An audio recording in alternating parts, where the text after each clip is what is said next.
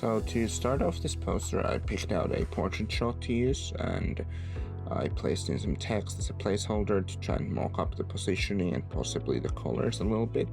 I ended up going back and changing that a lot from that and picking out a nicer font. Now I imported in a background image from HLTV.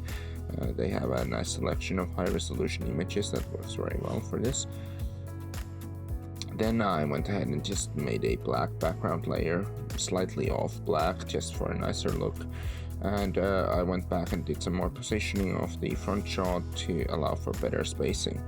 Now I've gone into Blender and I've set up an orthographic camera from the top down, which would look nicer and allow me to work the texture. I checked the pixel resolution that I should be using for the actual poster here. And I started by just making a black background and importing in a texture from Pattern Monster to use for manipulation later. Now I ended up not using that texture itself, but it was a helpful piece in actually working here. So I started by just making a red emission shader out of the principled BSDF, and then I started manipulating the texture coordinates. I started by making a kind of spiral-like shape out of it, using a vector math distance function. I tried out a couple others to see what they would do, but I ended up just going with the spiral-like coordinates here. Then I ended up doing some more mixing to try and manipulate the coordinates in a more interesting way, and I tried to mask out a very bright dot that came up in the middle, which I did a decent job of, and some more masking in there. Then after this, I believe I started mixing in some Voronoi into here, which is a random texture generated mathematically, which can be used to manipulate texture coordinates or just do most other things. So in this case, I tried out two different kinds of looks, one with this kind of rectangular look, and one of these with a more circular look. I imported both into Photoshop. Actually, I think I only used the rectangular one here, and then I tried it out how it would look, and I then started doing some more work on it to see if I could come up with something even more interesting. And this is about when I started to reject the use of the actual pattern and think that I could just do it using the actual procedural textures. So what I do here is I set up a different shader so I can go back to the old one if I feel like it. So what I'm using is a Voronoi texture and the manipulated coordinates to generate an interesting kind of spiraling shards look to the background, and then using color ramps to mask it out. And I'm using a second Voronoi texture to create more shards and like broken texture into it. Then I'm also using a noise to actually break up the lines so that they're not just straight, which gives it a much better broken look to it. And then even more texture coordinate manipulation being done there. Now just add in some bloom from the effects of the render engine and setting up some other things for the render here. I'm using Eevee, so the render will itself be instant. And I imported in the rendered image of the background texture and started working in Photoshop. First I want to add in the background image. I tried a couple different ways of doing this, but I ended up settling on a add layer style and then working with the background to brighten it a little bit behind him. I actually liked the way the exposure looked on the background texture, so I kept that in entirely and just brightened it a lot.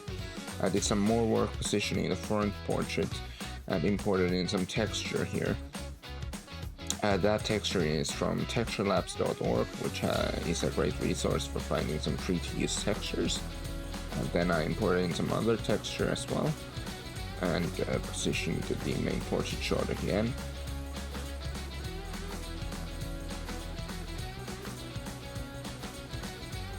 After this, I re-imported in the background image to get a cleaner look for it. I masked it again, and after that I started to work on blending it a bit more. This time I did a much more precise job masking out all of the details and removing the background, because I knew that would be an issue if I didn't.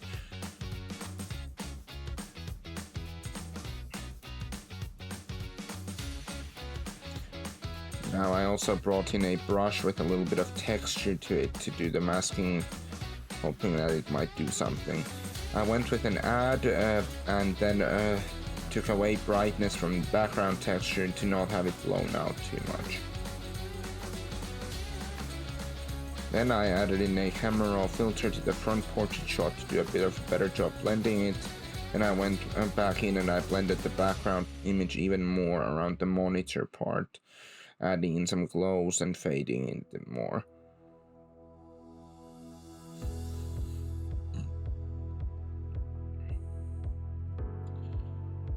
After this, I went in and I added a color lookup table called Foggy Night on a luminosity blending mode so that I could bring in a bit more texture around some of the more blown out parts. And then I brought in a night from day color lookup table to make the image generally darker and look more night-like. Then I just brought in a shadow exposure just to darken around areas a little bit. And then I brought in a bloom glow layer just to fade out the edges where a glowing material should reflect.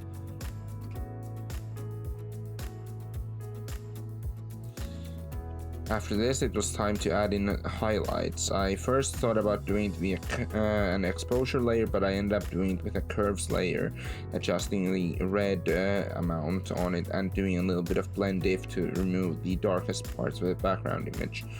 I just manually painted in the highlights where I thought they should be, and just manually painted it using a low flow brush. Here it's set to 9%.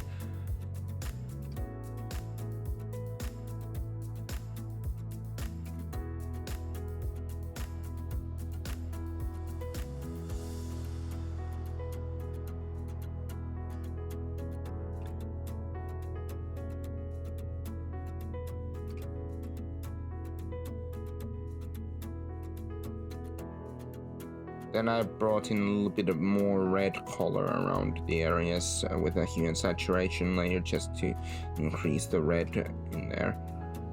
I also went in and I added more red to the background where it was white otherwise. Then I started working with the actual text that would be in the image. With this I ran into some issues with Adobe Fonts, so I actually had to restart my PC and I ended up changing it off camera, but I used a couple different fonts here. I used DIN, Condensed, and I used Good Pro. I think the final one ended up using DIN Condensed.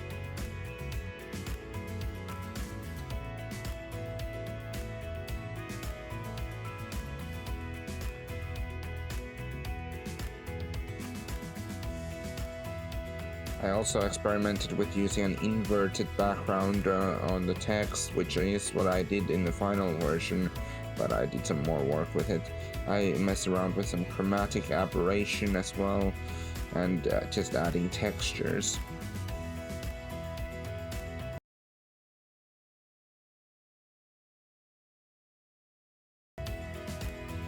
I also want to add in the team logo of FaZe somewhere, but I wasn't happy with how it would work in the text, so I didn't end up using it there. After I stopped recording, I ended up adding in some glass shards with the logo. Now I'm just adding in overlays, slight leaks, dust particles, and lens flares and stuff like that. I also added in a slight gradient fade to darken the bottom a little bit.